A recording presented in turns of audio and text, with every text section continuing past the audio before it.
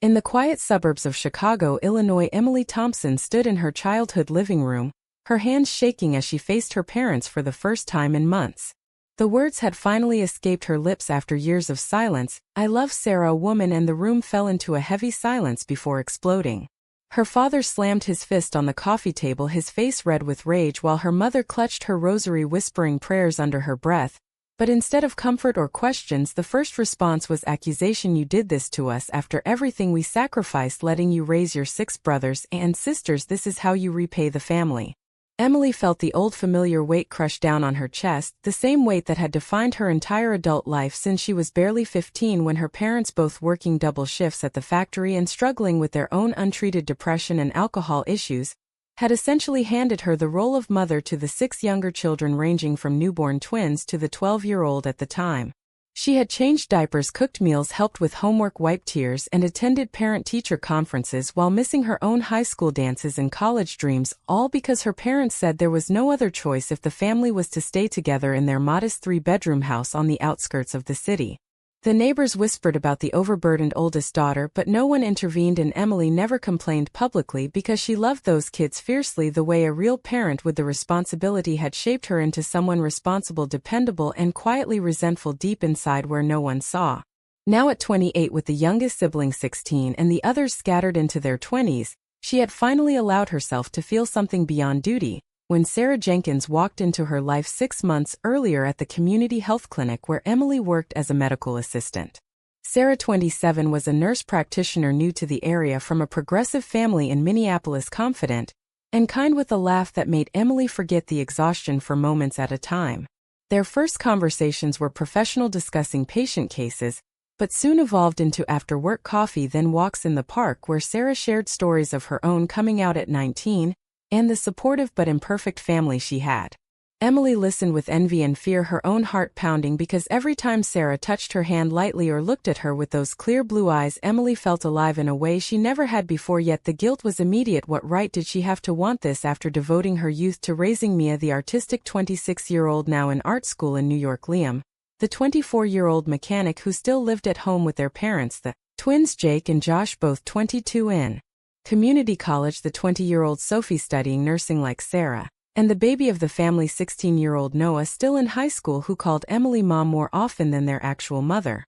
Emily had sacrificed college savings, prom, sleep, and friendships for them, driving them to practices, bandaging knees, enforcing curfews, and shielding them from their parents' arguments when dad came home drunk or mom locked herself in the bedroom for days. She remembered the night the twins had chickenpox. She stayed up 48 hours straight applying calamine lotion, while her parents slept through it all, claiming they had to work early.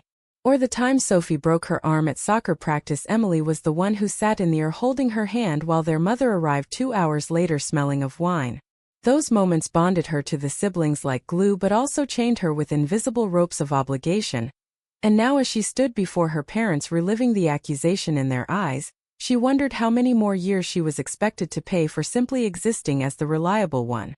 Her mother finally spoke, her voice trembling with disappointment. "We gave up our own lives to have all of you, and we trusted you to hold the family together because you were the strong one, and now you bring this sin into our home. What will the church say? What will your brothers and sisters think? You corrupted yourself without our guidance."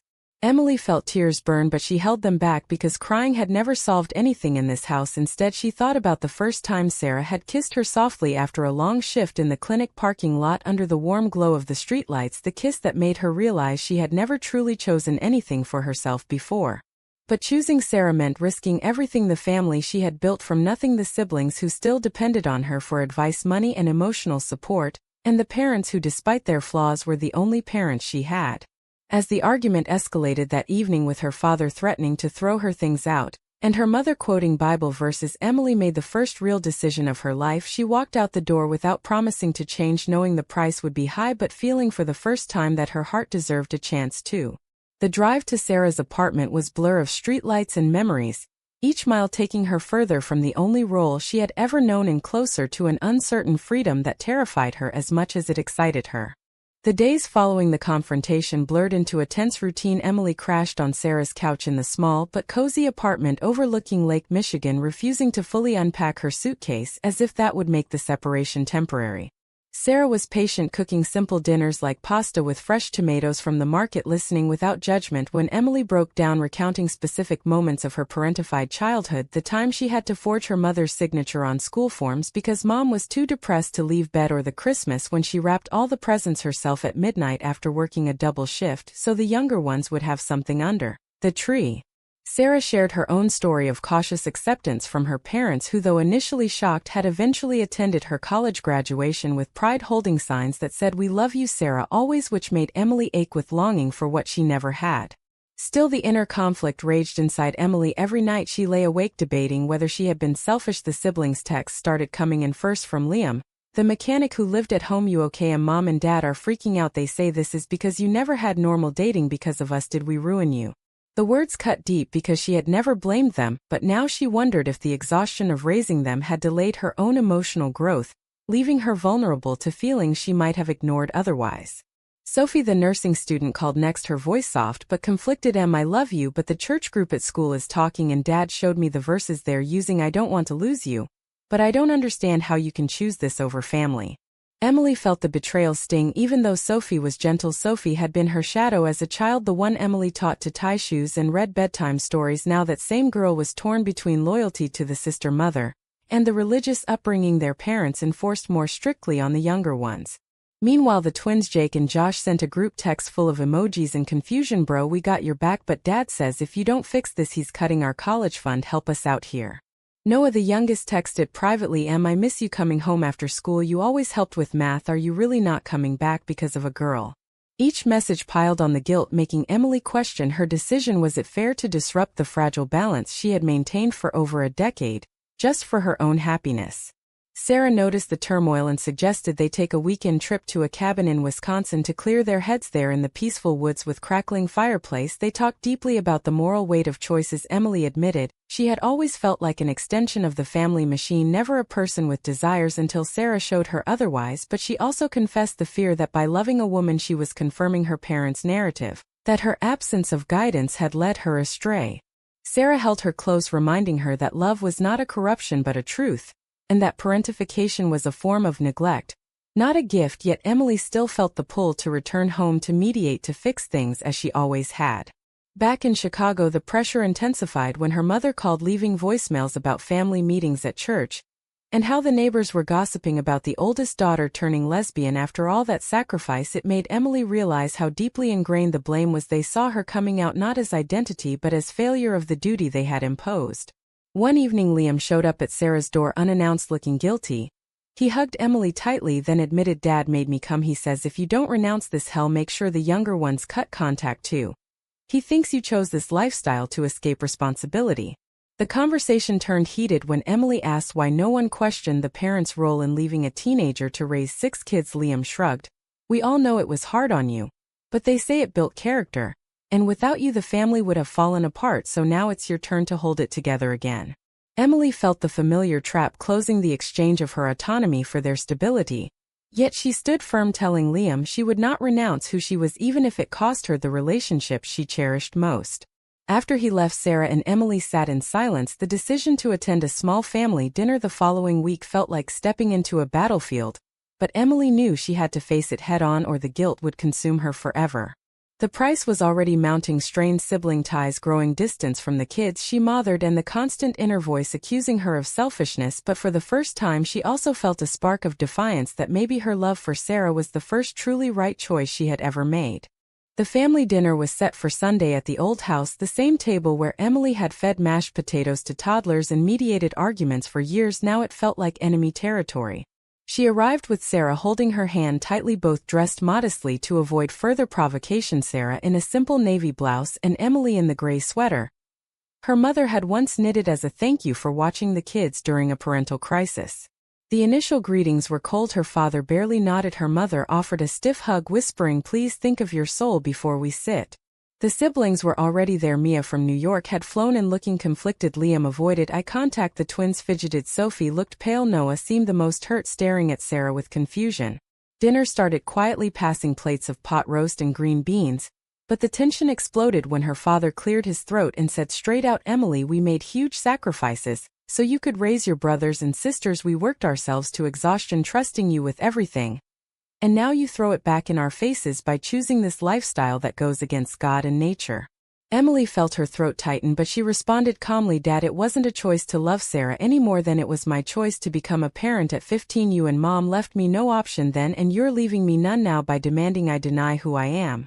Her mother jumped in tears, streaming, "We did the best we could with 7 kids and little money. You were the responsible one. We praised you for it. And this is the thanks. You become unnatural and drag the family name through the mud. What about the church community? How do we explain this to everyone?"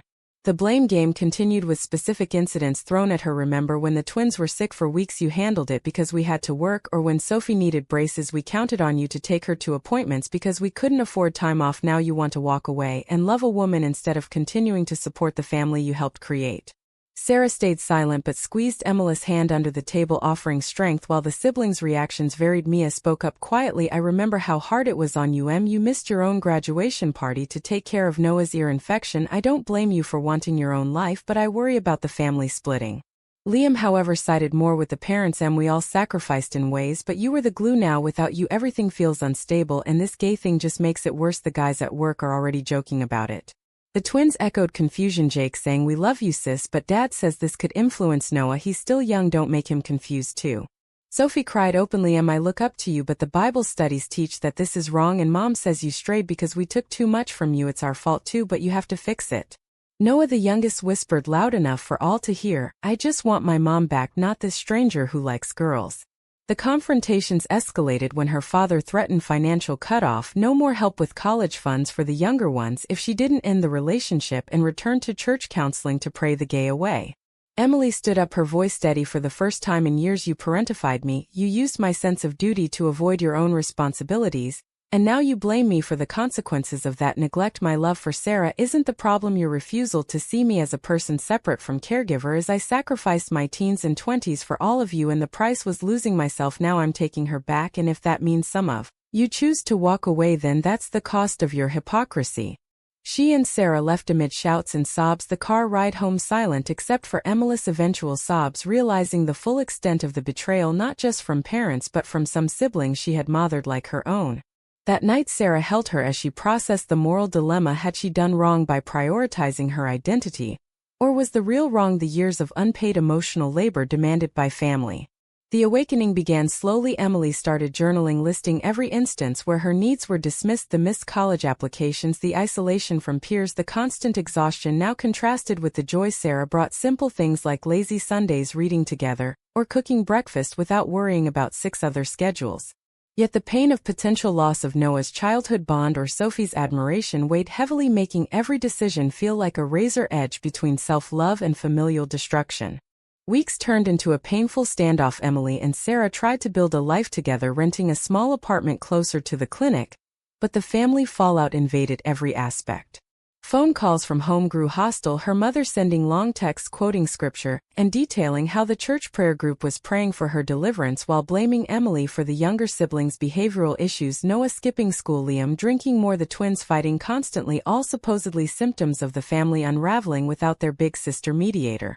One particularly devastating betrayal came from Sophie, who Emily had always considered her closest confidant. Sophie called one evening, voice breaking, "Em, I told Mom about the time you and Sarah stayed over at my dorm last month. I didn't mean to, but they pressured me, saying it was for your salvation. Now they're using it against you. I'm so sorry, but I feel torn between you and God."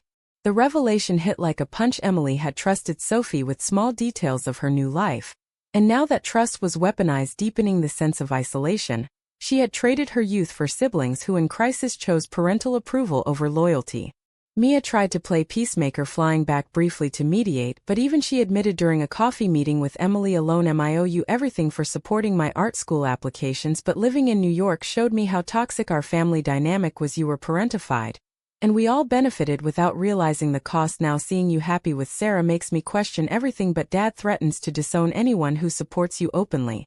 The siblings group chat became a minefield, with Liam posting passive-aggressive messages about family first, and how certain lifestyle choices destroy homes, the twins liking posts from conservative pages, while Noah sent private pleas for Emily to visit just once to talk, but always under the condition of coming alone without Sarah. Emily faced daily inner turmoil during work shifts at the clinic, where patients and co-workers noticed her distraction. She made mistakes like mixing up charts twice in one week, because her mind replayed the dinner accusations, wondering if her parents were right that her exhaustion had somehow wired her differently, or if that was just their way to avoid accountability. Sarah provided anchor, organizing quiet dates like picnics in Millennium Park or movie nights, but even those were interrupted by Emily's guilt spirals one night after a particularly harsh voicemail from her father accusing her of abandoning Noah during his upcoming surgery. Emily broke down, saying, "Maybe I should go back just for the procedure." Sarah held her firmly. "No, you've given enough. This is their pattern, using the kids to control you. The real sacrifice would be losing yourself completely." The moral controversy peaked when Emily received a letter from her parents' lawyer outlining potential legal steps to limit her contact with the minors Noah, and even questioning past custody arrangements during their absences, claiming her influence was harmful now that her orientation was known. This pushed Emily to consult a free legal aid clinic where the attorney confirmed the threats were largely bluffs, but the emotional damage was real, advising her to document everything and consider low contact for her mental health. Through it all, Emily began small acts of awakening, attending a local LGBTQ support group where stories of other parentified children resonated deeply, helping her reframe her past not as noble sacrifice, but as survival, and her love for Sarah as reclamation of agency. Yet the prices mounted: strained finances because she had always funneled part of her paycheck to family, now cut off, leading to tighter budget with Sarah covering more rent, emotional exhaustion from constant second-guessing, and the heartbreaking decision to block some group chats to protect her peace while still privately checking on Noah through a trusted friend. Liam visited once more, trying to guilt her with photos of the family looking incomplete at a birthday party, but Emily stood firm, telling him the cycle of blame and dependency ends with her. The confrontation left him angry but also visibly shaken, perhaps planting seeds of doubt. Sarah and Emily grew closer through the fire, their relationship tested, but strengthened by honest talks about future dreams like maybe adopting one day or traveling, which Emily had never allowed herself to imagine before. The tension reached a boiling point when Noah ran away briefly to Emily's apartment after a fight at home, confessing he didn't care about the gay thing, he just missed her mothering. But when parents arrived to retrieve him, they used the incident to further accuse Emily of kidnapping influence, forcing her to make the agonizing choice not to fight for temporary custody, knowing it would destroy remaining ties, but protecting Noah from being used as pawn. This decision marked a turning point. Emily realized some sacrifices were necessary for long-term healing, even if they hurt immediately. The final family meeting was arranged at a neutral community center in Chicago, a last attempt at reconciliation that felt more like an ultimatum. Emily arrived with Sarah by her side and her attorney on call, the room filled with all 7 siblings plus parents, the air thick with unresolved pain.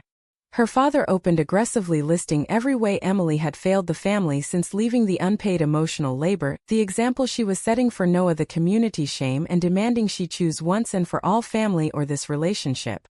Emily listened, then spoke from the heart, detailing specific prices each person had paid and caused the years she lost to caregiving the siblings' childhoods that were more stable because of her, but at the cost of her own identity, the parents' avoidance of therapy or equal parenting that forced her into the role, and how their blame now was a refusal to acknowledge their part. Sophie broke first, hugging Emily, sobbing, "I'm sorry for betraying your trust. See now how much you carried for us. I choose to support you even if it means family tension." Noah followed, standing beside her. "I don't want to lose my mom, Em. I love Sarah too. She's nice. This isn't wrong."